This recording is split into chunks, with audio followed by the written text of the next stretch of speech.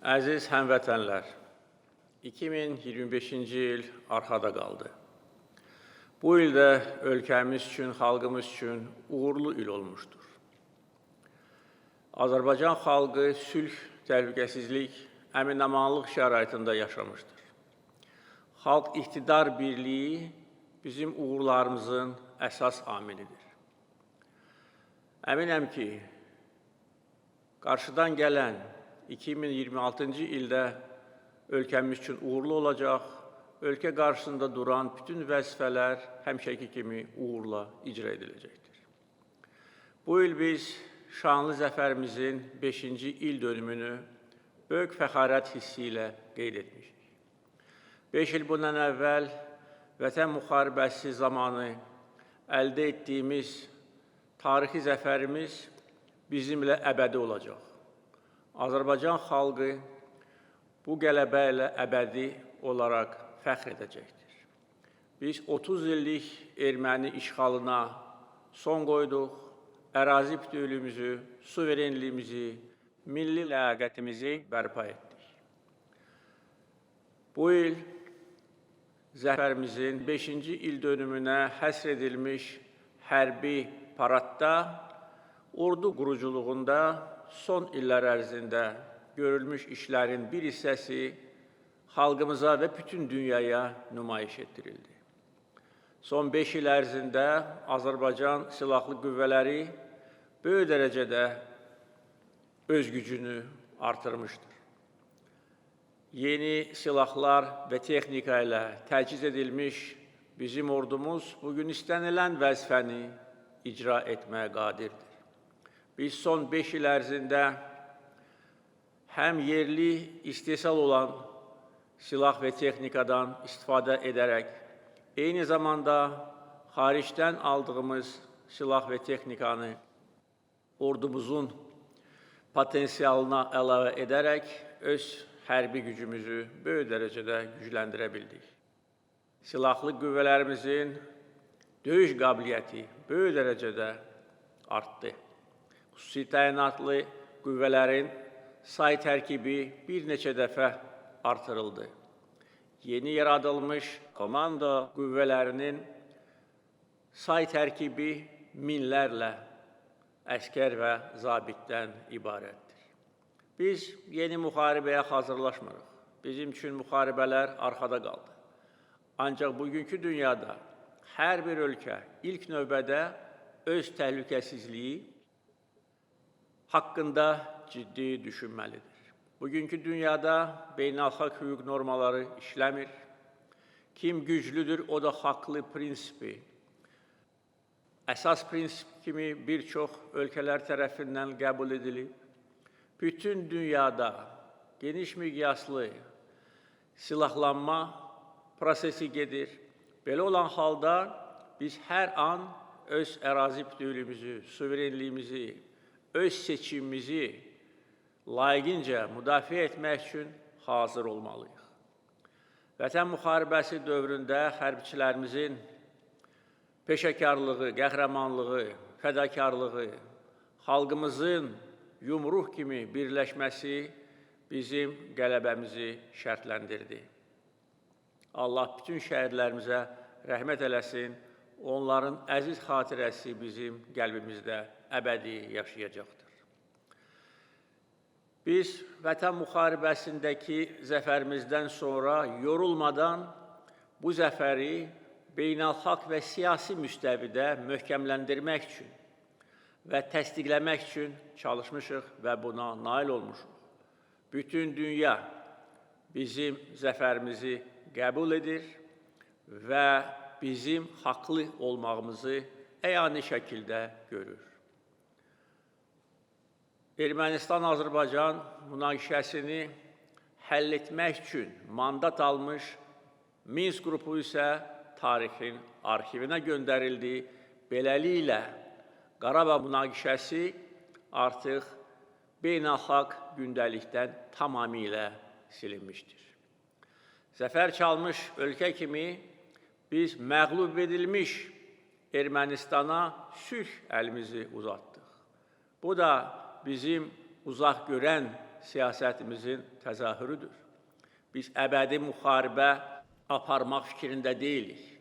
Bizim başqa ölkələrin torpaqlarında gözümüz yoxdur.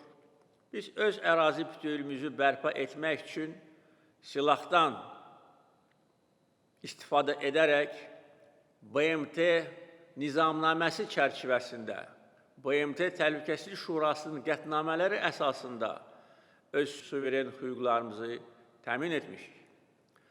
Və cəmi 5 il Vətən müharibəsindən keçəndən sonra Ermənistanla paraflanmış sülh müqaviləsi bir daha xalqımızın böyüklüyünü və bizim siyasətimizin müdrikliyini göstərir.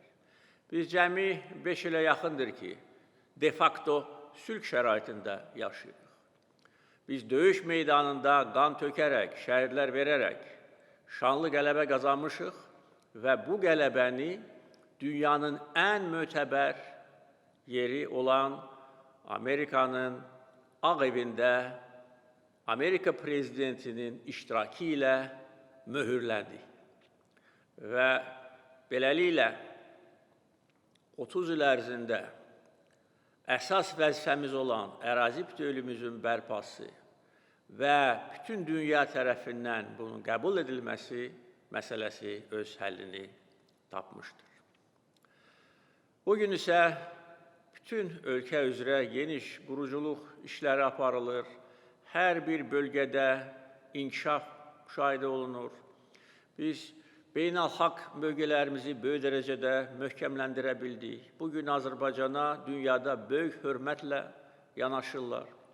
Və təsadüfi deyil ki, dünyanın aparıcı beynəlxalq aktorları Azərbaycanla əməkdaşlıq etmək üçün müxtəlif təkliflər irəli sürürlər. Bizim xarici siyasətimiz çox şaxəlidir. Bir çox istiqamətlər üzrə uğurla bu siyasət aparılır. Biz bu il D8 beynəlxalq təşkilatına üzv olduq. Onu da bildirməliyəm ki, 8 böyük müsəlman ölkəsini birləşdirən və 30 ilə yaxın fəaliyyət göstərən bu təşkilatın ilk yeni üzvü məhz Azərbaycan olmuşdur. Yəni, bu ölkələr tərəfindən bizə göstərilən hörmət və etimad göz qabağındadır. Biz bu il Orta Asiya ölkələrinin Məşvərət Şurasının tam hüquqlu üzvü seçildik. Bu da hesab edirəm ki, tarixi nailiyyətdir. Çünki coğrafi nöqteyi nəzərdən biz Cənubi Qafqazda yerləşirik. Ancaq Orta Asiya ölkələrinin Məşvərət Şurasına yekdilliklə tam hüquqlu üzv seçilməyimiz bizim həm bu ölkələrlə səmimi münasibətlərimizdən xəbər verir, həm də ki, Azərbaycanın bugün nə qədər önəmli ölkə olmasını əyani şəkildə göstərir. Bu il ölkəmizdə bir çox mötəbər beynəlxalq tədbir keçirilmişdir. Bunların arasında xüsusilə işğaldan azad edilmiş Xankəndidə Eko zirvə görüşünü qeyd etməliyəm. Qəbələdə Türk Dövlətləri Təşkilatının zirvə görüşü də bir daha bizim ailəmiz olan Türk dünyasının birləşməsi istiqamətində önəmli addım olmuşdur. Bir çox beynəlxalq təşkilatlarla sıx əlaqələrimiz bizim maraqlarımıza uyğundur. Biz hər zaman bərabər hüquqlu tərəfdaşlığın tərəfdarı olmuşuq. Biz heç vaxt imkan verməmişik ki, kimsə bizim işimizə qarışsın, kimsə bizə nəyisə diktə etsin, kimsə bizə yuxarıdan aşağı baxsın. Biz müqavimət göstərmişik. Biz ciddi iradəmizi ortaya qoymuşuq. Heç kimin qarşısında baş əyməmişik və heç kimə imkan verməmişik və verməyəcəyik ki, bizim işimizə qarışsın. Və tədricən hər kəs görür ki, belə cəhdlərin sayı da kəskin azaldı. Çünki bunun heç bir mənası yoxdur. bizə təzyiq etmək üçün heç kimin əlində heç bir vasitə yoxdur. Bizim güclü siyasi iradəmiz, xalq iqtidar birliyi, hərbi gücümüz, iqtisadi potensialımız, enerji siyasətimiz, nəqliyyat imkanlarımız və digər amillər bizi o qədər gücləndirib ki, heç kim bizə öz iradəsini diktə edə bilməz. İqtisadi inkişafa gəldikdə bu il əldə edilmiş uğurlarla biz fəxr edə bilərik. Bizim valyuta ehtiyatlarımız tarixi rekord həddə çatıb, 80 milyard dollardan artıqdır. Bizim xarici borcumuz daha da aşağı düşüb. Bugün ümumi daxili məhsulumuzun cəmi 6,3%-ni təşkil edir. Bir halda ki, bəzi inkişaf etmiş ölkələrdə bu rəqəm 100%-dir, ondan da çoxdur. Bizim valyuta ehtiyatlarımız xarici borcumuzu 16 dəfə üstəliyir və təsadüfi deyil ki, dünyanın aparıcı reyting agentlikləri Azərbaycanın kredit reytingini qaldırıblar.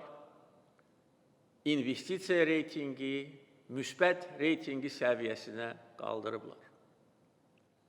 Biz böyük qayıdış proqramını uğurla icra edirik və bugün işğaldan azad edilmiş ərazilərdə böyük quruculuq işləri aparılır və artıq 70 minə yaxın insan orada yaşayır, çalışır, təhsil alır.